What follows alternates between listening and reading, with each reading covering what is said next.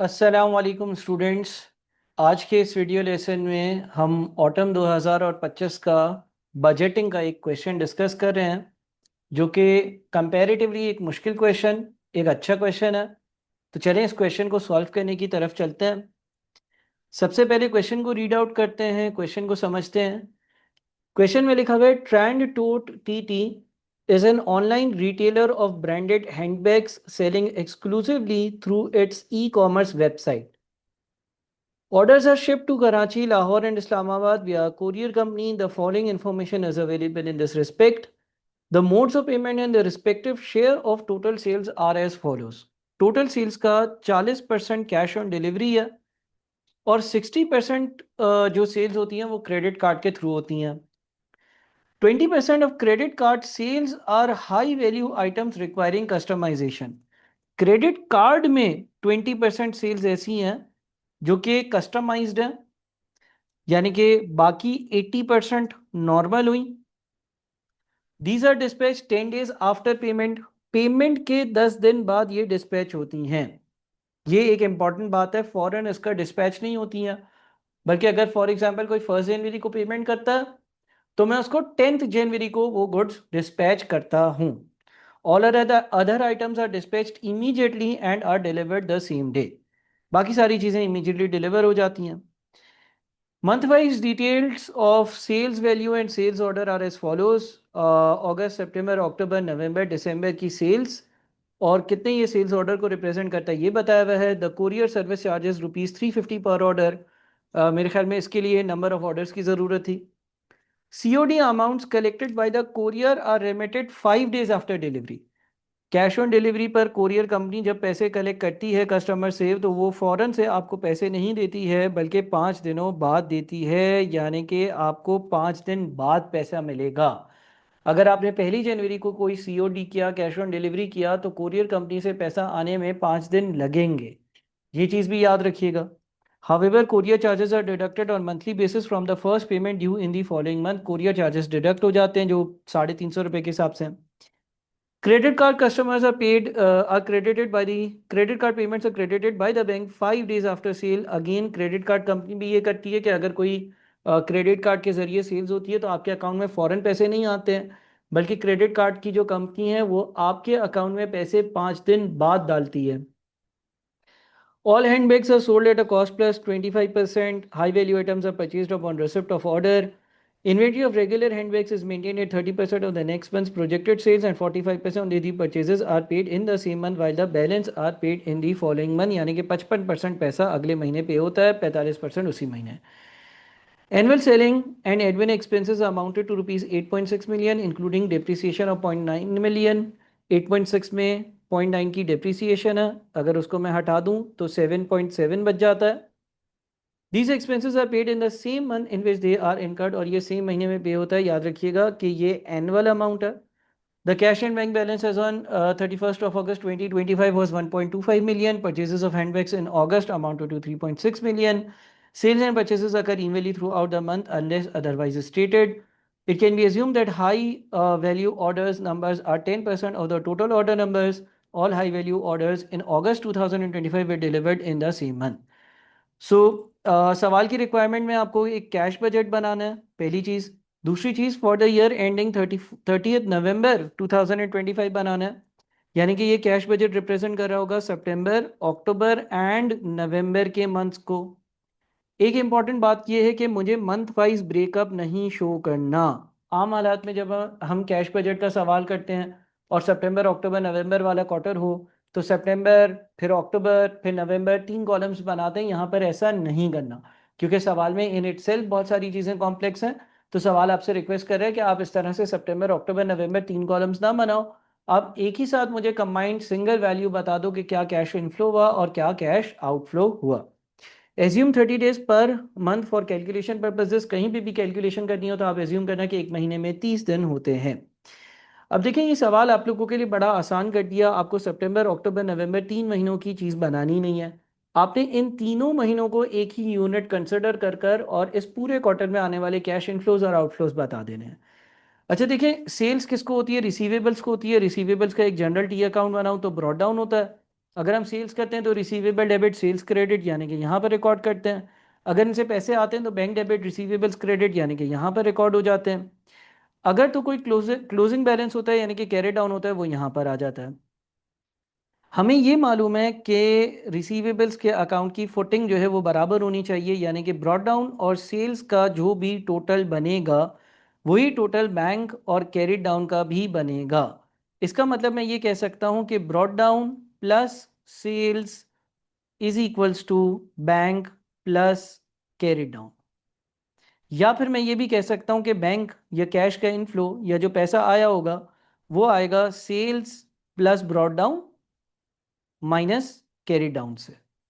और यही कॉन्सेप्ट इस सवाल में अप्लाई होगा, यानी कि आपको सितंबर अक्टूबर और नवंबर 3 महीनों का तो हिसाब किताब अलग अलग करना ही नहीं है। तो आप ये देख लें कि सितंबर अक्टूबर नवंबर तीनों महीनों की सेल्स क्या है, उसमें ब्रॉड डाउन को ऐड कर दें। सर ब्रॉड डाउन कौन सा वाला होगा? सितंबर वाला, यानी कि सितंबर का ओपनिंग ऐड हो जाएगा। और कैरी डाउन को माइनस कर दें। सर कैरी डाउन क्या होगा? 30 नवंबर वाला। तो इससे आपके पास जो पैसे आए हैं कस्टमर से वो आ जाएंगे। इसी तरह से पेएबल का अगर अकाउंट बनाते हैं तो यहाँ पर ब्रॉड डाउन आता है। अगर परचेजेस होती हैं तो वो यहाँ पर आ जाती हैं। और अगर मैं इनको पेमेंट करता हूँ तो परचेजेस डेबिट बैंक क्रेडिट होता है तो वो यहाँ आ जाता है। और अगर कैरी डाउन होता है तो वो यहाँ आ जाता है। और इस हिसाब से हमारे पास ये दोनों इस तरह से अकाउंट बनाते हैं।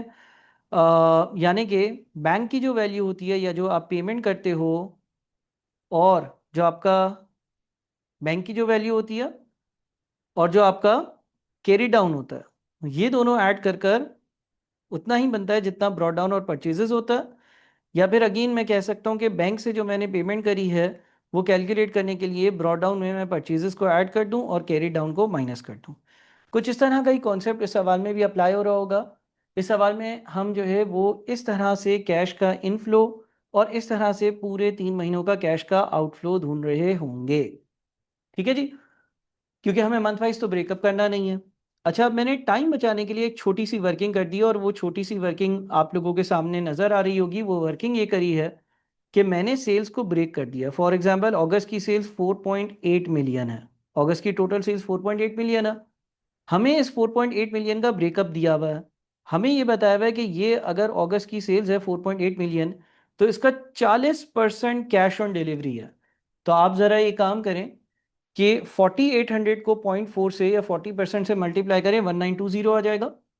और अगर 4800 का 60% ले लेंगे तो 2880 आ जाएगा। और फिर उसने ये कहा कि ये जो क्रेडिट सेल्स है इसका 20% कस्टमाइज्ड गुड्स के लिए है, ये वाली बात। बाकी 80% नॉर्मल है। तो आप क्या करें, ये जो आपके पास 2880 आया है, ये जो आपके पास क्रेडिट सेल्स आई है 2880 का अगर आप 20% लेते हैं तो 576 आ जाएगा। और 2880 का अगर बाकी 80% लेते हैं तो 2304 आ जाएगा। तो मैंने इफेक्टिवली इस पहली वर्किंग में कुछ वक्त बचाने के लिए, टाइम बचाने के लिए मैंने सेल्स को ब्रेक कर दिया है। सेल्स का 40% कैश ऑन डिलीवरी है, 60% क्रेडिट कार्ड है। क्रेडिट कार्ड का 20% कस्टमाइज्ड है और क्रेडिट कार्ड का जो 80% है वो नॉर्मल सेल्स है। अब हम अपनी वर्किंग शुरू करते हैं। वर्किंग शुरू करने के लिए जैसे कि मैंने कहा कि हम इस तरह की अप्रोच को अडॉप्ट करेंगे। तो हम ये देखते हैं कि रिसीवेबल से क्या पैसा है। उसके लिए अगर सितंबर अक्टूबर और नवंबर 3 महीनों की बात हो रही है तो पहले सितंबर अक्टूबर नवंबर तीनों की सेल्स को लिखेंगे, उसमें ब्रॉड डाउन को ऐड करेंगे और कैरी डाउन को माइनस करेंगे। और साथ में इसकी लॉजिक और वर्किंग को करते करते, सॉल्व करते करते हम डिस्कस भी कर रहे होंगे। सो चलते हैं हम अपनी वर्किंग की तरफ। ठीक है जी। और हम अपने पास जो है वो कैश इनफ्लोज की अगर वर्किंग करें, रिसिप्ट्स की वर्किंग करें, मैं यहाँ पर अपने पास लिख देता हूँ रिसिप्ट्स। रिसिप्ट्स में सबसे पहले तो मैं लिख देता हूँ सेल्स। कौन से 3 महीनों की? सितंबर की, अक्टूबर की एंड नवंबर की, तीनों महीनों की। यानी कि मैं अगर जो मुझे क्वेश्चन में इंफॉर्मेशन दी हुई है सारी वर्किंग्स इन थाउजेंड कर रहा हूँ तो 5200 प्लस 5600 प्लस 5100 तीनों को मैं ऐड कर देता हूँ। 5200, 5600 और 5100 तीनों को मैं ऐड कर देता हूँ। 5200 प्लस 5600 प्लस 5100, ये बन जाता है 15,900। 15,900 रुपये क्या है? 15,900 रुपये सितंबर, अक्टूबर और नवंबर तीनों महीनों की सेल्स है। अब आगे बढ़ने से पहले आप लोगों ने वीडियो को तसल्ली से पॉज कर कर अच्छे से सवाल को सुनना, समझना और रीड कर लेना है। ऑटम 2025 का बजटिंग का क्वेश्चन है, क्वेश्चन नंबर है 5। बिजनेस इनसाइट एनालिसिस या एमएफए के पास पेपर हैं, पीडीएफ आपके पास अवेलेबल होगी।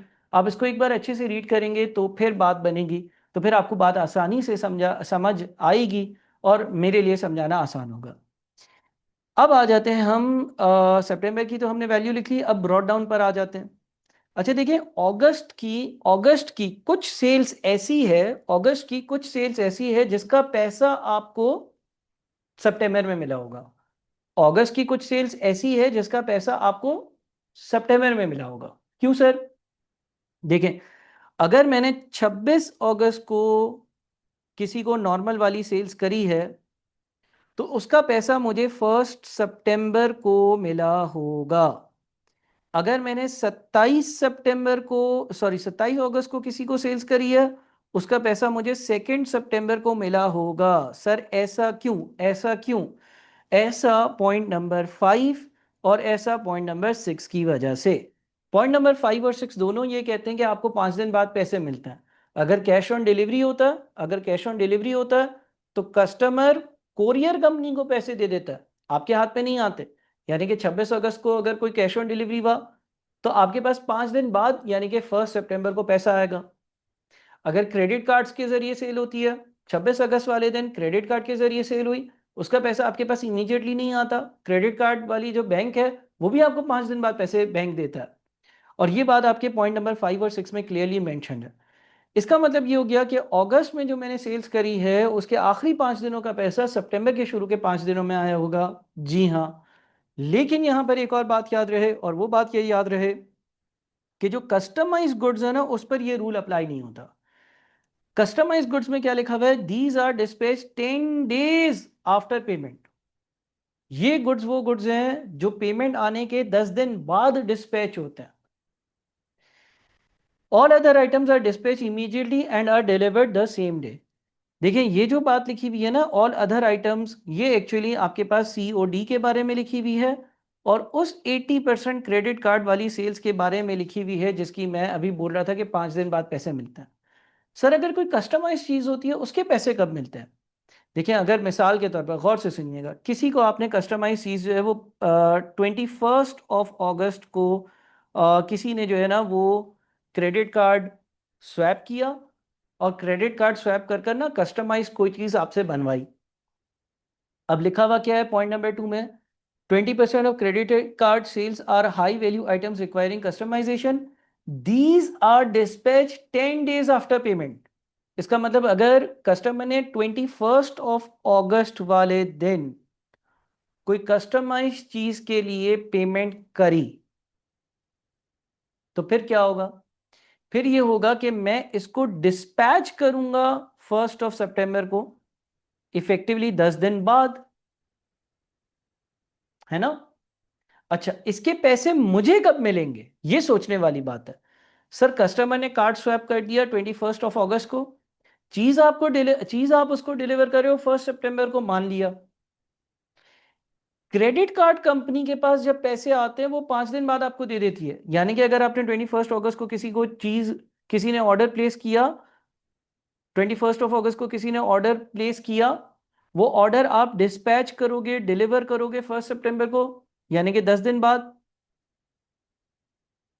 लेकिन इसके पैसे 25 अगस्त को आ जाएंगे। 25 वाले दिन 25 वाले दिन इसके पैसे आपको रिसीव हो जाएंगे, बैंक में ये पैसा आ जाएगा। क्यों? बैंक आपको जैसे ही पैसे रिसीव करता है उसके 5 दिन बाद दे देता है। तो इस चीज को अभी जो है वो हम होल्ड पे रखते हैं। हम जो कस्टमाइज गुड्स वाली चीज है उसको अभी रहने देते हैं, अभी नॉर्मल पर चलते हैं। ये सितंबर अक्टूबर नवंबर की टोटल सेल्स है, ये सितंबर अक्टूबर नवंबर की टोटल सेल्स है। इसमें नॉर्मल गुड्स भी है, इसमें कैश ऑन डिलीवरी भी है, इसमें कस्टमाइज गुड्स की सेल्स भी है। हम कस्टमाइज गुड्स की भी एडजस्टमेंट करेंगे, लेकिन पहले हम नॉर्मल गुड्स की एडजस्टमेंट कर लेते हैं। नॉर्मल गुड्स के चक्कर में क्या है, अगर कोई नॉर्मल कैश ऑन डिलीवरी है अगर कोई नॉर्मल कैश ऑन डिलीवरी है या नॉर्मल तौर पर क्रेडिट कार्ड से अगर कोई पैसे बैंक में आपके डालता है तो बैंक आपको 5 दिन बाद दे देता है, या अगर कैश ऑन डिलीवरी है तो कैश ऑन डिलीवरी के पैसे भी 5 दिन बाद मिलते हैं। इसका मतलब ये हो गया कि 26 अगस्त वाली नॉर्मल सेल्स के पैसे सितंबर की पहली तारीख को, 27 के दूसरी तारीख को, 28, 29 और 30 के तीसरी, चौथी और पांचवी तारीख को आए होंगे। यानी कि अगस्त के आखिरी 5 दिन, अगस्त के आखिरी 5 दिन, अगस्त के आखिरी 5 दिन के पैसे कब आए होंगे? सितंबर के पहले 5 दिनों में मिले होंगे। तो इसकी जरा हम वर्किंग करते हैं। हम यहाँ पे लिखते हैं, हम यहाँ पे लिखते हैं कि वो अगस्त की सेल्स, अगस्त सेल्स जिसकी रिसिप्ट्स कब हुई है? जिसकी रिसिप्ट्स हुई है सितंबर में। ठीक है जी। और ये हम बात करें कैश ऑन डिलीवरी की और क्रेडिट कार्ड का नॉर्मल वाला जो पोर्शन है उसकी। अगस्त की कैश ऑन डिलीवरी 1920 है। अगस्त का कार्ड से बिकने वाला नॉर्मल अमाउंट 2304 है। ये पूरे 30 दिन का है, ये पूरे 30 दिन का है। 30 से डिवाइड कर दो, एक दिन की वैल्यू आ गई 1920 प्लस 2304 डिवाइडेड बाय 30, एक दिन की वैल्यू आ गई। मल्टीप्लाइड बाय 5, क्योंकि 26, 27, 28, 29 और 30 अगस्त का पैसा मुझे अगली बार मिलेगा, तो ये 704 रुपये यहाँ पर ऐड कर देते हैं। सारी values in thousands. I hope कि समझोगे आप लोग। यहाँ पर वीडियो को पॉज करने की ज़रूरत है और इस चीज़ को दोबारा से देखने की ज़रूरत है कि अगस्त वाली ये कौन सी वैल्यू मैंने ऐड करी है। अगस्त की 26, 27, 28, 29 और 30 तारीख, यानी कि ये जो 5 दिन के पैसे थे, ये मुझे सितंबर की पहली, दूसरी, तीसरी, चौथी और पांचवी तारीख को मिले हैं। ये वो पैसे। इसी तरह से ये तो ब्रॉड डाउन हो गया। अब कैरी डाउन की तरफ आते हैं। देखिए हमने अप्रोच क्या डेवलप करी थी, सेल्स में ब्रॉड डाउन को ऐड करना होगा और कैरी डाउन को माइनस करना होगा। ब्रॉड डाउन का इफेक्टिवली मतलब ये है कि अगस्त के महीनों के आखिर में जो रिसीव नहीं हुआ और सितंबर में रिसीव होगा। इसी तरह से हम नवंबर की बात करते हैं। नवंबर के जो आखिरी 5 दिन की सेल्स है, 26, 27, 28, 29 और 30 नवंबर, उसके पैसे पहली, दूसरी, तीसरी, चौथी और पांचवी दिसंबर को मिले होंगे। तो अब हम नवंबर सेल्स जो रिसीव हो रही है कब? जो रिसीव हो रही है दिसंबर, यानी कि हम कैश ऑन डिलीवरी और क्रेडिट कार्ड में नॉर्मल वाले पोर्शन की बात करते हैं, उसको कैलकुलेट कर कर यहां से माइनस करेंगे। सर माइनस क्यों कर रहे हो? माइनस इसलिए कर रहा हूं क्योंकि ये वाले वो पैसे हैं जो है तो नवंबर की सेल्स के, लेकिन क्या ये सितंबर, अक्टूबर और नवंबर जो 3 महीने अंडर कंसिडरेशन है उसी में मुझे मिल रहे हैं? नो, दिसंबर में मिलेंगे। इसका मतलब ये इस 5100 में, ये 5100 नवंबर की सेल्स है, यानी कि ये पैसे इसमें भी किसी तरह से शामिल हुए हुए हैं। लेकिन ये हमारे पास कैश इनफ्लो नहीं है। हमने तो यहाँ पर पूरी अमाउंट ऐड कर दी थी ना। तो अगर वो कैश फ्लो नहीं है, अगर वो कैश इनफ्लो नहीं है तो उसको हमें रिमूव करना पड़ेगा। अगर वो कैश इनफ्लो नहीं है तो हमें उसको रिमूव करना पड़ेगा। बात समझ रहे हैं आप? मैंने ऊपर यहाँ पर नवंबर की टोटल सेल्स लिखी थी, मैंने यहाँ पर ऊपर नवंबर की टोटल सेल्स लिखी हुई थी, 5100 यहाँ पर लिखा हुआ था। ठीक है जी। लेकिन ये जो 5100 है, इसकी वजह से ये जो 15900 है, इसमें कुछ ऐसा हिस्सा है जो नवंबर की सेल्स का तो है लेकिन नवंबर में नहीं मिला, वो दिसंबर में रिसीव होगा। क्योंकि 26, 27, 28, 29 और 30 नवंबर आखिरी 5 दिन के पैसे दिसंबर की पहली, दूसरी, तीसरी, चौथी और पांचवी को मिलते हैं। अगेन ये पॉइंट नंबर 5 और 6 वाली बात है। तो अब क्या करें सर? अगेन आप जो है वो देखें कि नवंबर की कैश ऑन डिलीवरी कितनी है? 2040। और नवंबर की नॉर्मल वाली वैल्यू कितनी है? नवंबर की नॉर्मल वाली वैल्यू कितनी है? 2448। ये कितने दिनों का है? 30 दिनों का है। 30 से डिवाइड करें और 5 से मल्टीप्लाई कर दें। 2040 plus 2448 divided by 30 multiplied by 5, 748 आ जाता है। 748 यहां से हटा देंगे। इसमें अभी हमने कस्टमाइज सेल्स वाला जो एडजस्टमेंट का फैक्टर था वो कहीं पर भी अकाउंट फॉर नहीं किया। अब हम कस्टमाइज सेल्स पर आते हैं, क्योंकि आखिर हमने सितंबर, अक्टूबर, नवंबर की जो ऊपर 15,900 में सेल्स डाली है उसमें कस्टमाइज सेल्स भी शामिल है। इसी तरह से अगर उसका कोई इस तरह की एडजस्टमेंट है ओपनिंग या क्लोजिंग बैलेंस की, तो वो भी हमें यहाँ पर करनी पड़ेगी। अब आ जाते हैं हम कस्टमाइज सेल्स की तरफ। ठीक है जी, अब हम आ जाते हैं कस्टमाइज सेल्स की तरफ। देखिए कस्टमाइज सेल्स में क्या हो रहा है, जरा इस प्रोसेस को समझते हैं। देखिए अगर अगर अगर किसी ने, अगर किसी ने 21, 21 ऑफ अगस्त वाले दिन क्रेडिट कार्ड से पेमेंट करी, क्रेडिट कार्ड से पेमेंट करी, ठीक है जी। तो मैं 10 दिन बाद उसकी चीजें डिस्पैच करता हूं कस्टमाइज के केस में। इसका मतलब मैं डिस्पैच कब करूंगा? मैं डिस्पैच करूंगा 1 सितंबर वाले दिन, मैं डिस्पैच करूंगा 1 सितंबर वाले दिन। और इस दिन इसको ऑर्डर मिल जाएगा, इस दिन इसको ऑर्डर मिल जाएगा। अच्छा, 21 अगस्त को क्रेडिट कार्ड से कस्टमर ने पेमेंट करी, उसके गुड्स उसको मिल रहे हैं 1 सितंबर को। बात यह है कि मैं कैश बजट बना रहा हूं और मुझे यह भी पता करना है कि मुझे इसके पैसे कब मिल रहे हैं, मुझे इसके पैसे कब मिल रहे हैं। मेरे बैंक अकाउंट में 21 अगस्त को जो पैसे आए होंगे मुझे 5 दिन बाद यानी कि 26 अगस्त को मिलेंगे, ठीक है जी। इस दिन मुझे जो है ना रिसिप्ट होगी। देखें, कोई कस्टमर ऑर्डर प्लेस करता है, उसके 10 दिन बाद मैं उसको चीजें बेचता हूं, भेजता हूं, डिलीवर करता हूं। लेकिन जब वो मुझे पैसे दे देता है, जब वो मेरे बैंक में फंड्स ट्रांसफर करता है, तो मेरा बैंक मुझे 5 दिन बाद पैसे दे देता है। यानी कि 21 अगस्त को किसी ने वेबसाइट पर करी पेमेंट, मैंने उसको चीजें दी 1 सितंबर को। यानी कि मैंने 21 अगस्त को जिस कस्टमर ने पेमेंट करी, 21 अगस्त को जिस कस्टमर ने पेमेंट करी, 21 अगस्त को जिस कस्टमर ने पेमेंट करी, उसकी सेल्स 1 सितंबर वाली सेल्स में शामिल कर रहा होता हूं। लेकिन मुझे पैसे कब आ जाते हैं? 26 अगस्त को। क्योंकि पैसे कब आते हैं? बैंक बोलता है जैसे ही हमारे पास पैसा आएगा हम 5 दिन बाद तुम्हें तुम्हारा पैसा दे देंगे। इसका मतलब ये हो गया, इसका मतलब ये हो गया कि इफेक्टिवली सेल्स से 5 दिन पहले पैसा आता है, सेल्स से 5 दिन पहले पैसा आता है। इतना, इसका मतलब 1 सितंबर की जो कस्टमाइज सेल होगी उसका पैसा 26 अगस्त को आ चुका होगा, सितंबर में तो नहीं आएगा। 2 सितंबर को जो कस्टमाइज सेल्स हुई होगी उसका पैसा 27 अगस्त को आ चुका होगा, थर्ड को, फोर्थ को, और 5 सितंबर को जो कस्टमाइज सेल्स हुई होगी उसका पैसा 28, 29 और 30 अगस्त को आ चुका होगा, आ चुका होगा, अगस्त के महीने में आ चुका होगा। सेल्स है सितंबर की। अब इस लॉजिक को पहले समझकर वीडियो को पॉज कर फिर आगे बढ़ें। अब देखें, ये जो 5200 है, ये जो 5200 है, ये सितंबर की पूरी सेल्स है, सितंबर की पूरी सेल्स है, सितंबर की पूरी सेल्स है। इसका मतलब इसमें सितंबर के शुरू के 5 दिनों की कस्टमाइज्ड सेल्स भी शामिल है। 5200 में 3 चीजें हैं, cash on delivery, credit card वाली नॉर्मल सेल्स और क्रेडिट कार्ड वाली कस्टमाइज सेल्स। इसका मतलब ये हो गया कि 5200 में कस्टमाइज सेल अगर शामिल है पूरे सितंबर की, तो सितंबर के पहले 5 दिनों की सेल्स भी शामिल है। लेकिन इसका पैसा मुझे सितंबर में नहीं मिला, इसका पैसा मुझे सितंबर में नहीं मिला, इसका पैसा मुझे अगस्त में मिल चुका था। तो क्योंकि सितंबर में नहीं मिला है तो ये 5200 में शामिल है, उसकी वजह से यहां पे भी शामिल है, यहां से मुझे हटाना पड़ेगा। इसका मतलब ये हो गया कि मैं यहां पे लिखूंगा कि सितंबर सेल्स रिसीव्ड इन अगस्त, वो हटाओ जो सितंबर की सेल्स है। अलबत्ता पैसा उसका अगस्त में मिल गया, हमें तो अभी ये रिकॉर्ड करना है कि सितंबर अक्टूबर नवंबर का कैश इनफ्लो कितना है, हमें तो ये रिकॉर्ड करना है कि सितंबर अक्टूबर नवंबर का कैश इनफ्लो कितना है। तो ये कैश इनफ्लो तो नहीं है, ये कैश इनफ्लो तो अगस्त का था।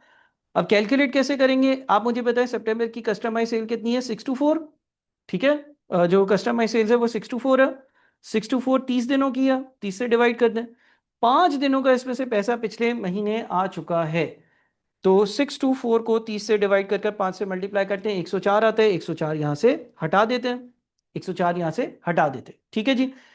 आगे चलते हैं, इसी तरह से दिसंबर की बात करते हैं, इसी तरह से दिसंबर की बात करते हैं। सेम लॉजिक, अगर वीडियो पॉज कर थोड़ा सा लॉजिक को समझ लें तो सेम लॉजिक, यानी कि पहली, दूसरी, तीसरी, चौथी और 5वीं दिसंबर का पैसा 26, 27, 28, 29 और 30 नवंबर में आ चुका होगा।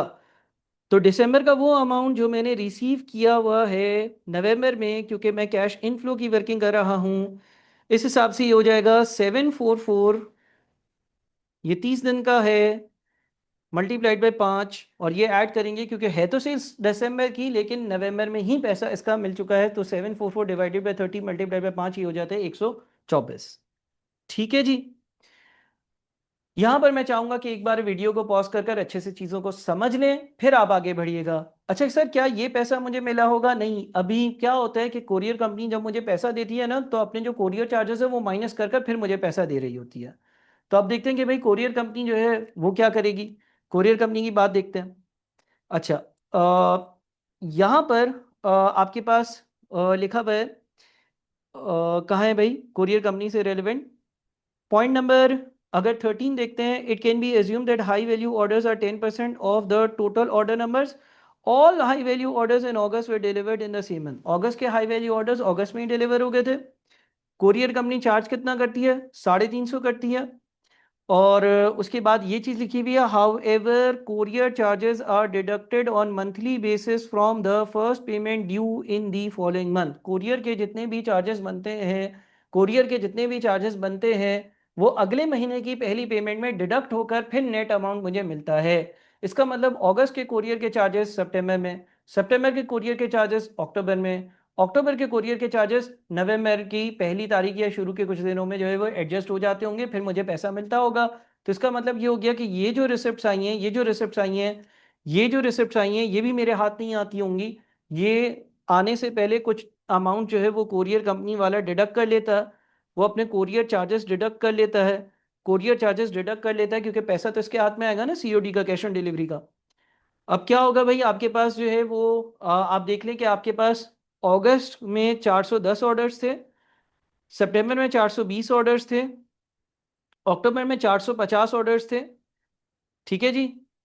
तो अगस्त के कोरियर चार्जेस सितंबर में पे हुए होंगे, या सितंबर में जो पैसे कोरियर कंपनी से मिलने थे उसमें से माइनस होकर आपको मिले होंगे। सितंबर वाले अक्टूबर में और अक्टूबर वाले नवंबर में। इसको हम मल्टीप्लाई कर देते हैं, इसको हम मल्टीप्लाई कर देते हैं 350 से। ठीक है जी। तो ये 410 प्लस 450 प्लस 420 मल्टीप्लाइड बाय 350, ये आ जाता है 448000। ये आ जाता है 448000। ठीक है जी, 448000।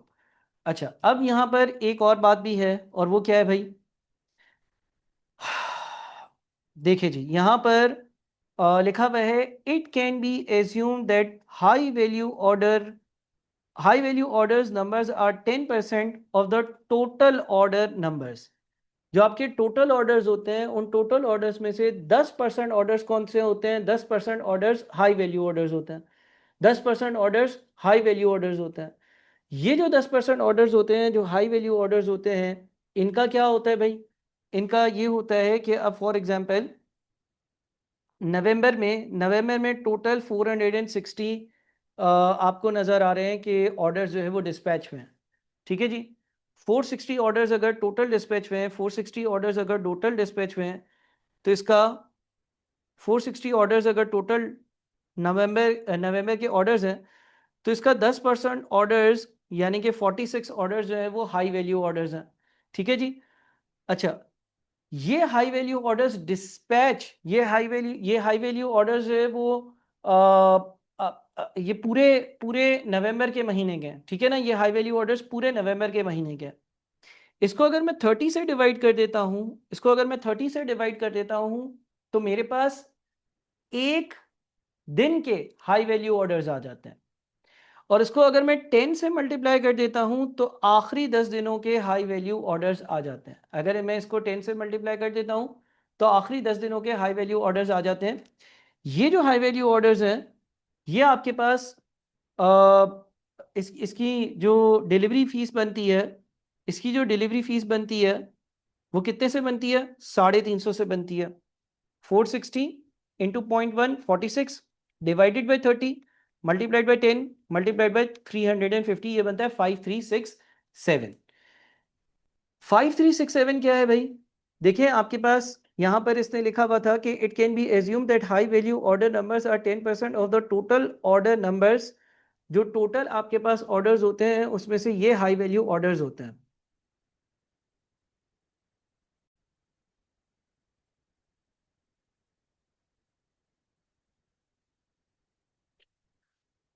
अच्छा, यहाँ पर मैंने इस वीडियो को थोड़ा सा पॉज कर कर ना एक चीज़ थोड़ा सा आप लोगों के साथ डिस्कस करनी है, इसलिए मैंने इसको पॉज कर कर थोड़ा सा इसको स्टडी करा। देखिए मैं इसको ज़रा पहले तो ये जो वर्किंग मैं कर रहा था इसको क्लोज करता हूँ। मैं ये कह रहा था कि जो नवंबर के 460 ऑर्डर्स हैं उसमें से 10% हाई वैल्यू ऑर्डर्स हैं। 10% हाई वैल्यू ऑर्डर्स का मतलब 46 हो गया। 30 से डिवाइड किया, एक दिन के ऑर्डर आ गए, और फिर 10 से मल्टीप्लाई किया तो आखिरी 10 दिन के हाई वैल्यू ऑर्डर्स आ गए जो कि दिसंबर में डिलीवर हुए हैं। तो ये जो दिसंबर में, नवंबर के जो ऑर्डर्स दिसंबर में डिलीवर हुए हैं इसका क्या अमाउंट बनता है, पहले तो मैं ये लिख दूं। देखिए 460 है नवंबर के ऑर्डर्स। नवंबर के ऑर्डर्स का 10% लिया, ये हाई वैल्यू ऑर्डर्स हैं, ये पूरे महीने के हैं। इसको 30 से डिवाइड किया तो एक दिन के हाई वैल्यू ऑर्डर्स आ गए, और आखिरी 10 दिन के जो हाई वैल्यू ऑर्डर्स होंगे उसके लिए मैंने 10 से मल्टीप्लाई किया, और उसके डिलीवरी चार्ज को निकालने के लिए 350 से मल्टीप्लाई किया तो 5367 आता है। अब अगर आप सजेस्टेड आंसर देखेंगे तो उसमें यहां पर 5367 ऐड हुआ है। ठीक है जी। लेकिन मैं एक चीज जो आपसे डिस्कस करना चाह रहा हूं वो ये है कि सवाल हमें क्या बोलता है। सवाल हमें बोलता है द कोरियर सर्विस चार्जेस ₹350 पर ऑर्डर। कोरियर सर्विस ₹350 पर ऑर्डर चार्ज करती है। दूसरी चीज सवाल क्या बोलता है, सवाल बोलता है कि however courier charges are deducted on monthly basis from the first payment due in the following month. यानी कि अगले महीने की जो शुरू की पेमेंट होती है उसमें कोरियर चार्जेस डिडक्ट होते हैं। एक इंपॉर्टेंट बात, सवाल अगस्त के लिए कहता है कि all high value orders in August were delivered in the same month. अब जरा गौर से सुनिएगा। पहले बताएं अगस्त के कितने ऑर्डर्स हैं। अगस्त के कितने ऑर्डर्स हैं सर? अगस्त के टोटल जो है ना वो 410 ऑर्डर्स हैं। ये 410 ऑर्डर्स कब डिलीवर हुए हैं? ये 410 ऑर्डर्स कब डिलीवर हुए हैं सर? ये 410 ऑर्डर्स, क्योंकि सवाल कहता है कि all high value orders in August 2025, अगस्त 2025 के, चाहे वो हाई वैल्यू ऑर्डर से चाहे वो नॉर्मल ऑर्डर से, they delivered in the same month, वो सेम मंथ में ही डिलीवर हो गए हैं। तो इसका मतलब ये हो गया कि मेरे ख्याल में होना ये चाहिए कि इसकी पेमेंट होगी सितंबर में। ठीक है जी। ये पेमेंट, यानी कि आप एक महीने, अगले महीने पेमेंट होती है ना, तो इन 410 ऑर्डर्स की सितंबर में पेमेंट हुई होगी, ₹350 के हिसाब से हुई होगी। अगस्त के बाद आ जाते हैं फिर हम सितंबर में। सितंबर के कितने ऑर्डर्स हैं? सितंबर के 420 ऑर्डर्स हैं। गौर से सुनिएगा। सितंबर के कितने ऑर्डर्स हैं? सितंबर के 420 ऑर्डर्स हैं। सितंबर के कितने ऑर्डर्स हैं? सितंबर के 420 ऑर्डर्स हैं। 420 ऑर्डर्स में से 90% ऑर्डर्स नॉर्मल है। 420 में से 90% ऑर्डर्स नॉर्मल है। अच्छा, पेमेंट अगले महीने होती है तो अक्टूबर में हुई होगी। 420 का 90% ऑर्डर्स नॉर्मल है। 420 का 90% ऑर्डर्स नॉर्मल है जिसकी पेमेंट अगले महीने डिडक्ट हुई होगी, तो 420 का 90% ले लिया। फिर बाकी 420 जो बच गए, बाकी जो 420 बच गए वो हाई वैल्यू ऑर्डर्स हैं। ठीक है। हाई वैल्यू ऑर्डर्स के बारे में क्या लिखा हुआ था? डिस्पैच होता है 10 दिन बाद, डिलीवरी होती है 10 दिन बाद। अब इसका मतलब ये हो गया कि 1 सितंबर का जो हाई वैल्यू ऑर्डर होगा वो सितंबर में ही डिलीवर हो गया होगा। 2 सितंबर का सितंबर में ही डिलीवर हो गया होगा। 3 सितंबर का सितंबर में ही डिलीवर हो गया होगा। लेकिन 21 सितंबर का कोई हाई वैल्यू ऑर्डर है, 21 सितंबर का कोई हाई वैल्यू ऑर्डर है, तो वो सितंबर में डिलीवर नहीं हुआ होगा। वो कब डिलीवर हुआ होगा? वो अक्टूबर में डिलीवर हुआ होगा। तो इसका मतलब ये हो गया कि 420 का आप 10% लें तो आपके पास सितंबर के सारे हाई वैल्यू ऑर्डर्स आएंगे। इसको 30 से डिवाइड कर दें तो एक दिन के आ जाएंगे, और पहले 20 दिन के जो हाई वैल्यू ऑर्डर्स हैं सितंबर के, वो सितंबर में ही डिलीवर हुए होंगे। लेकिन 21, 22, 23, 24, 25, 26, 27, 28, 29, 30 सितंबर वाले अक्टूबर में डिलीवर हुए होंगे। अगस्त के जितने ऑर्डर्स थे अगस्त में डिलीवर हो गए, पेमेंट हुई सितंबर में। सितंबर के 420 ऑर्डर्स थे, 90% नॉर्मल थे, सितंबर में ही डिलीवर हुए। उसकी जो ऑर्डरिंग कॉस्ट है, उसकी जो पर ऑर्डर कॉस्ट है, वो अक्टूबर में पे हुई। और जो सितंबर के 10% हाई वैल्यू ऑर्डर्स हैं, 420 का 10% इज 42, उसको 30 से डिवाइड करके 20 से मल्टीप्लाई किया तो शुरू के 20 दिन के जो हाई वैल्यू ऑर्डर्स हैं उनकी डिलीवरी सितंबर में ही हुई होगी। तो ये टोटल 28 और 420 का 90% 406 बन जाते हैं। ठीक है जी। देखें, सितंबर के टोटल ऑर्डर 420 हैं, लेकिन आखिरी 10 दिन के जो हाई ऑर्डर्स हैं उनकी डिलीवरी अगले महीने यानी कि अक्टूबर में हुई है। तो सितंबर में 420 का 90% ये ऑर्डर्स डिलीवर हुए। 420 के 90% को 30 से डिवाइड कर 20 से मल्टीप्लाई किया, पहले 20 दिनों के हाई ऑर्डर्स भी डिलीवर हुए, यानी कि 406 की डिलीवरी सितंबर में हुई, पेमेंट होगी अक्टूबर में। फिर अक्टूबर पर आ जाए, अक्टूबर के टोटल ऑर्डर्स कितने हैं? 450 हैं। अक्टूबर के जो टोटल 450 ऑर्डर्स हैं, अक्टूबर के जो टोटल 450 ऑर्डर्स हैं, इन 450 ऑर्डर्स की जो पेमेंट होगी अक्टूबर की वो नवंबर में होगी। लेकिन अगेन हमें यही देखना होगा कि कितनी होगी। 450 के 90%, 450 का 90%, 450 का 90% ऑर्डर कब डिलीवर हुआ होगा? कब डिलीवर हुआ होगा? सेम डे डिलीवर हुआ होगा, अक्टूबर में ही डिलीवर होगा। तो सर नवंबर के सामने क्यों लिख रहे हो? क्योंकि सवाल ये कहता है कि अगर कोई चीज़ अक्टूबर में डिलीवर हुई थी तो उसकी डिलीवरी चार्जेस नवंबर में डिडक्ट होते हैं। तो अक्टूबर के 450 ऑर्डर्स में से 90% नॉर्मल हैं, उनकी डिलीवरी अक्टूबर में हुई होगी, उनकी पेमेंट नवंबर में हुई होगी। लेकिन इन 450 का 10% ऑर्डर्स जो है वो कस्टमाइज्ड ऑर्डर्स हैं। इसको 30 से डिवाइड किया, एक दिन के कस्टमाइज आए, पहले 20 दिन के अक्टूबर में ही, पहले 20 दिन के ऑर्डर्स अक्टूबर में ही डिलीवर हुए होंगे। जब वो अक्टूबर में ही डिलीवर हुए होंगे तो उनकी पेमेंट नवंबर में हुई होगी। तो ये बन जाता है 420 into 90% plus 450 into 0.10 divided by 30 into 20, ये बन जाता है 435। ठीक है जी। अच्छा, मेरे हिसाब से अगस्त के ऑर्डर्स की पेमेंट सितंबर में हुई होगी, जो कि 410 है। सितंबर के ऑर्डर्स की अक्टूबर में पेमेंट हुई होगी 406 की। ठीक है। और सितंबर के 406 के अलावा बाकी कितने बच गए? 14। वो क्योंकि अक्टूबर में डिलीवर में होंगे तो उसकी पेमेंट नवंबर में हुई होगी। यानी कि मुझे अब देखना पड़ेगा कि अक्टूबर से सितंबर में क्या है भाई। 435 अक्टूबर के अपने, जो उसका खास रेशियो बना, और 14 वो वाले जो सितंबर से अक्टूबर में आ गए। ठीक है जी। तो ये बन जाता है 410 प्लस 406 प्लस 435 प्लस 14, 1265, 1265। 350 से इसको मल्टीप्लाई करते हैं। 1265 इंटू 350, 442750, 442750। इसको अगर नेट ऑफ करते हैं, जो आईकेप ने वर्किंग करी है, तो 448000 का नेगेटिव, 5367 का पॉजिटिव। तो आईकेप का आंसर बनता है 442633। थोड़ा सा, यानी कि कोई 150 120 रुपए का डिफरेंस आ रहा है। मैं वापस से अपनी लॉजिक समझाता हूँ। मैंने जिस लॉजिक से किया वो ये है कि भाई अगस्त में आपने कोई ऑर्डर डिलीवर किया, पेमेंट अगले महीने होती है तो सितंबर में होगी। 410 ऑर्डर्स थे, इसमें कोई आपने नॉर्मल में और हाई ऑर्डर में ब्रेक नहीं करना। सितंबर के कितने ऑर्डर्स थे? 420। 420 में से 406 सितंबर में ही डिलीवर हो गए, पेमेंट कब होगी? अक्टूबर में होगी। वो यहां पे लेकर आना है। ठीक है जी।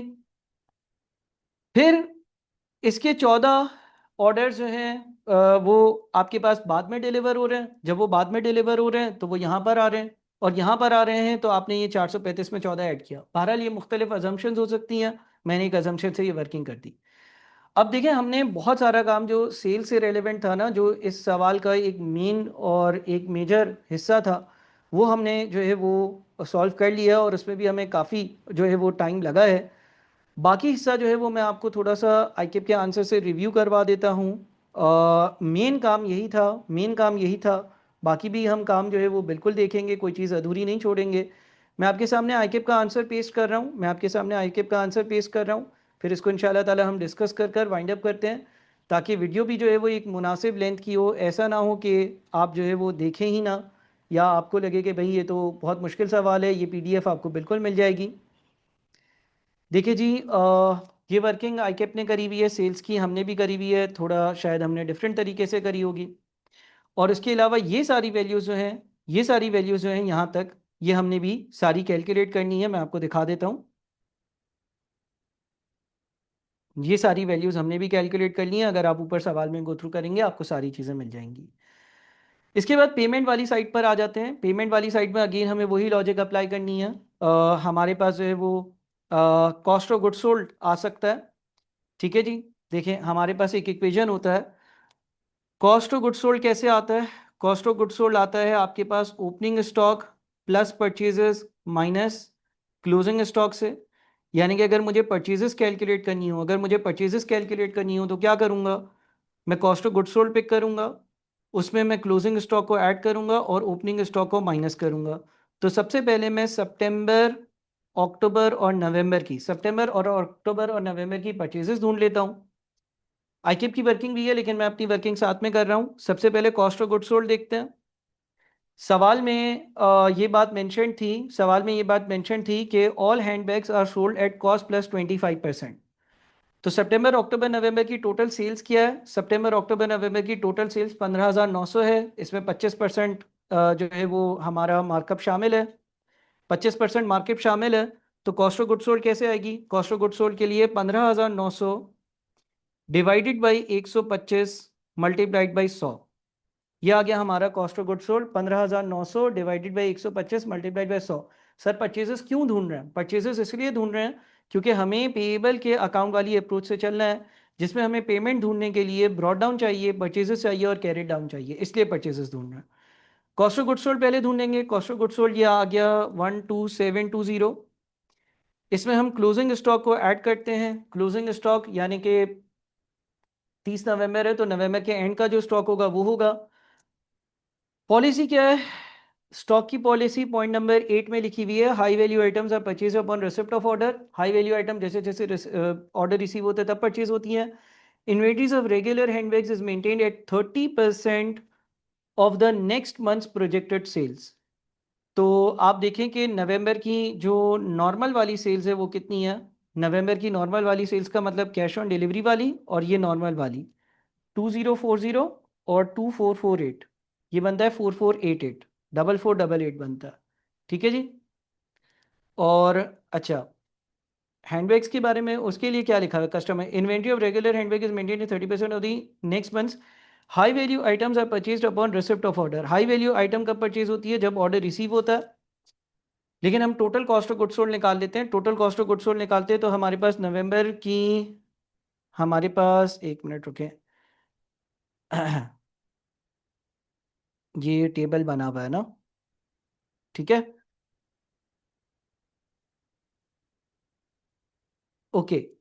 अगले महीने की पॉलिसी ये है कि जो नेक्स्ट आपका मंथ होता है ना, जो आपका नेक्स्ट मंथ होता है, उसमें जितनी सेल्स होनी होती है किसी वक्त की क्लोजिंग इन्वेंट्री उसके 30% के बराबर होती है। तो नवंबर का नेक्स्ट मंथ, नवंबर नहीं दिसंबर हुआ। दिसंबर में आपके पास जो कैश ऑन डिलीवरी और रेगुलर सेल्स है 2480 और 2976, यानी कि यह आपके पास टोटल रेगुलर है, इसमें हाई वैल्यू आइटम्स का जिक्र नहीं है। सो 5456, ठीक है, 5456 का अमाउंट है। 5456 का 30% आप अपने पास इन्वेंट्री में मेंटेन रखोगे। 5456 रेगुलर सेल्स है जो दिसंबर में होनी है। नवंबर के आखिर में इसका 30% स्टॉक आपके पास होगा, और ये 5456 का 30% लेता हूं तो सेलिंग प्राइस आती है। इसको मुझे 125 से डिवाइड करना होगा और 100 से मल्टीप्लाई करना होगा। तो अगर मैं 5456 को का 30% लेता हूँ, 125 से डिवाइड और 100 से मल्टीप्लाई करता हूँ, तो ये 4365 बनता है। 5456.30 से मल्टीप्लाई, 125 से डिवाइड और 100 से मल्टीप्लाई, 1309 बनता है। 1309,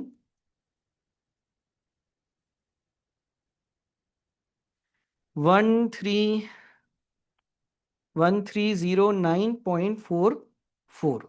ठीक है जी। ओपनिंग स्टॉक की बात कर लेते हैं। 1 सितंबर ओपनिंग स्टॉक क्या होगा? और अगस्त का क्लोजिंग, और अगस्त का क्लोजिंग क्या होगा? सितंबर की सेल्स के 30% के बराबर। तो सितंबर की सेल्स देख लेते हैं। सितंबर की सेल्स का मतलब ये वाली वैल्यू 4576 का 30% लिया, ये सेलिंग प्राइस की वैल्यू पर है, 125 से डिवाइड किया, 100 से मल्टीप्लाई किया। 4576 को मैंने 30% लेकर 125 से डिवाइड और 100 से मल्टीप्लाई किया, ये आ गया 3661। ओहो, 3661 है? नहीं, रुको। 4576 इंटू 0.3 डिवाइडेड बाई 125 इंटू 100, ये आता है 1098.44। 1098.24। ठीक है जी। अच्छा, देखिए जो मैंने यहाँ पर कॉस्ट ऑफ गुड्स सोल्ड लिया है, जो मैंने कॉस्ट ऑफ गुड्स सोल्ड लिया है वो टोटल लिया हुआ है सितंबर अक्टूबर नवंबर का। क्लोजिंग और ओपनिंग इन्वेंट्री की जो वैल्यू मैंने ली है, क्लोजिंग और ओपनिंग इन्वेंट्री की वैल्यू मैंने जो नॉर्मल सेल्स थी और कैश ऑन डिलीवरी वाली वैल्यूज थी उससे यहाँ पर लिखी हैं। इसको अगर नेट ऑफ करूंगा, इसको अगर नेट ऑफ करूंगा तो मेरे पास परचेजेस आ जाएंगी। इसको अगर मैं नेट ऑफ करूंगा तो मेरे पास आ जाएंगी परचेजेस की वैल्यू। इसको नेट ऑफ करते हैं, यहाँ पर वावा भी है लेकिन यहाँ पर ब्रैकेट्स में शायद आप लोग जो है वो कोई चीज़ मिस कर दो, तो हम यहीं पर इसको नेट ऑफ कर लेते हैं। 12720 प्लस 1309.44 माइनस 1098.24, 12931, 12931,200। ठीक है जी। देखें ये वैल्यू, ये वैल्यू, ये वैल्यू और ये वैल्यू आप समझ चुके हैं। इससे हमारे पास परचेजेस आ गई। ठीक है जी। अच्छा, यहाँ पर आपके पास अगर वापस से ये पढ़े, high value items are purchased upon receipt of order, यानी कि जब ऑर्डर आता है तब आप हाई वैल्यू आइटम जो है वो परचेज करते हो, यानी कि इसका ना ओपनिंग स्टॉक होता है ना क्लोजिंग स्टॉक होता है। Inventory of regular handbags is maintained at 30% of the next month projected sales, 45% of the purchases are paid in the same month with the balance while the balance are paid in the following month, यानी कि 55% अगले महीने पे करता हूँ।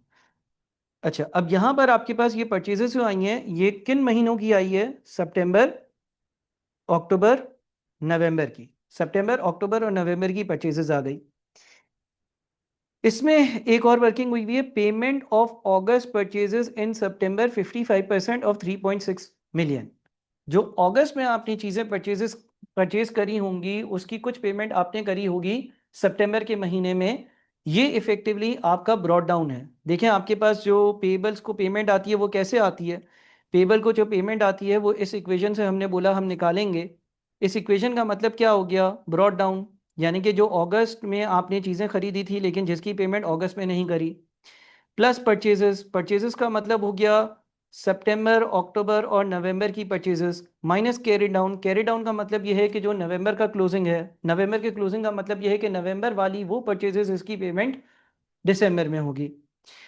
तो अब हम दोबारा से यहाँ आते हैं, पेमेंट फॉर अगस्त परचेजेस। अगस्त की जो परचेजेस हैं उसकी 55% पेमेंट आपने सितंबर में करी होंगी। सर अगस्त की जो परचेजेस हैं वो आई कैसे हैं? अगस्त की परचेजेस देख लेते हैं कि क्या हमें दी हुई हैं। हमें सवाल में दी हुई हैं, purchases of handbags in August 2025 amounted to 3.6 million. अगस्त में जो आपने हैंडबैग्स खरीदे थे वो 3.6 मिलियन के थे। 3.6 मिलियन में से 45% आपने उसी वक्त पे कर दिए होंगे, अगस्त में ही पे कर दिए होंगे। 55% अगस्त का क्लोजिंग बैलेंस होगा जो कि सितंबर का ओपनिंग बैलेंस यानी कि ब्रॉड डाउन बना होगा। जब वो ब्रॉड डाउन बना होगा तो उसकी पेमेंट आपने करी होगी सितंबर में। ठीक है, आप इसको यूं भी कर सकते हैं कि आप पेबल का टी अकाउंट बना लें और उसमें ये जो ब्रॉड डाउन होगा ना, ये 3.6 मिलियन का 55% होगा। जो परचेजेस ड्यूरिंग द पीरियड है वो जो आपने यहाँ पर कैलकुलेट करी है 12931.2। ठीक है, और कैरी डाउन जो होगा वो वाला होगा जो आपने नवंबर के एंड में पे नहीं किया। बहरहाल आप इस तरह से भी कर सकते हैं। आपने ये सितंबर अक्टूबर नवंबर की परचेजेस है, अगस्त की जो टोटल परचेजेस थे उसका 55% भी सितंबर में पे होगा। नवंबर की जो परचेजेस हैं उसका 55% दिसंबर में पे होगा। यानी कि इस पेएबल के अकाउंट का, अगर हम ये पेएबल का अकाउंट सितंबर अक्टूबर और नवंबर के महीने का बना रहे हैं तो ये 1 सितंबर का पेएबल है, ये यहाँ पर 30 नवंबर का पेएबल आएगा और ये सितंबर अक्टूबर और नवंबर की परचेजेस आ रही होंगी। अब ये वैल्यू कैसे आएगी? इसके लिए आपको एक और वर्किंग करनी पड़ेगी। आपने यहाँ पर इसकी ये वाली वर्किंग करी हुई है। जो आपके पास कॉस्ट ऑफ सेल्स है for the month of November, वो कैसे आया? नवंबर की आपकी टोटल सेल्स 5100 है। 5100 की टोटल सेल्स को आप 125 से डिवाइड कर दें और 100 से मल्टीप्लाई कर दें, क्योंकि वो सेल्स वैल्यू पर है, उसको कॉस्ट पर लेकर आएँ। ठीक है, परचेजेस निकलती कैसे है? परचेजेस कैलकुलेट करने के लिए कॉस्ट ऑफ गुड्स सोल्ड जो होता है उसमें आप क्लोजिंग स्टॉक को ऐड करते हो और ओपनिंग स्टॉक को माइनस कर देते हो। ठीक है जी, जो हमने यहाँ पर ऊपर भी ये इक्वेशन निकाला, तो हमारे पास नवंबर का कॉस्ट ऑफ गुड्स सोल्ड आ गया। नवंबर का ओपनिंग स्टॉक कैसे आया सर? नवंबर का जो ओपनिंग स्टॉक होगा वो अक्टूबर का क्लोजिंग होगा, अक्टूबर का जो क्लोजिंग होगा वो नवंबर की सेल्स के 30% के बराबर होगा। तो आप देखें नवंबर की जो सेल्स है उसका आपने 30% लिया, उसको आपने 1.25 से और डिवाइड कर दिया, या 125 से डिवाइड और 100 से मल्टीप्लाई कर दिया। तो अगर आप यूं करते हैं कि 4488 को 125 से डिवाइड करते हैं और 100 से मल्टीप्लाई करते हैं तो ये अमाउंट आ जाएगा। उसके बाद क्लोजिंग स्टॉक कैसे आया? कैलकुलेटेड एज अबव, जो आपने ऊपर यहाँ पर वर्किंग करी हुई है। आपने यहाँ पर क्लोजिंग स्टॉक की जो आपके नवंबर की होनी चाहिए वो वर्किंग करी हुई है। नवंबर की जो भी आपकी परचेजेस आई, नवंबर की जो भी परचेजेस आई, आपने 45% पैसा नवंबर में ही पे किया होगा। बाकी जो 55% पैसा है वो आप दिसंबर में पे करोगे। जब वो पैसा आप दिसंबर में पे करोगे तो इसका मतलब नवंबर का ये क्लोजिंग होगा। और इसकी वैल्यू कितनी आ रही है? इसकी वैल्यू 4312,320 का, 4312,320 का 55% 2371776 आ रही है। आप चाहें तो ये टी अकाउंट बना लें, 2371.776, और इसको फिर क्लोज कर दें तो आपके पास यहाँ पर पेमेंट आ जाएगी 1980 प्लस 12931.2 माइनस 2371.776। तो जो पेमेंट आती है वो 12539। मैं अगर टी अकाउंट अप्रोच से चलूँ, टी अकाउंट अप्रोच से चलूँ तो 12539.424। ठीक है, ये देखें ये वैल्यू यहाँ पर आपसे मैच कर रही है। क्योंकि यहाँ पर हॉरिजॉन्टली सारी वर्किंग हो गई है तो वो शायद आपको कंफ्यूज कर रही हो।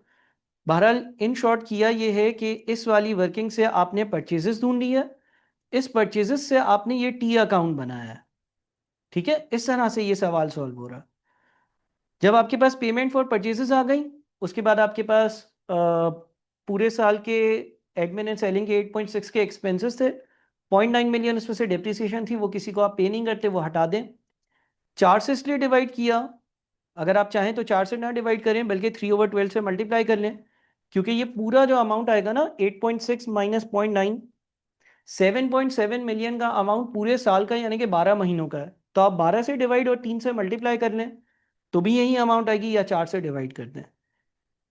8.6 मिलियन के एडमिन एक्सपेंसेस थे, उसमें 0.9 मिलियन की डेप्रिसिएशन थी, वो किसी को आप पे नहीं करते हो। हम 3 महीने की अकाउंटिंग कर रहे हैं तो हम 3/12 से मल्टीप्लाई कर दें तो भी हमारा आंसर यही बनता है।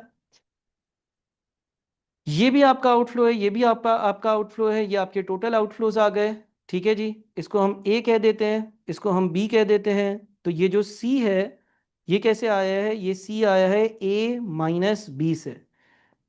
1543337 माइनस 14464 से आपके पास 968943 आ जाता है।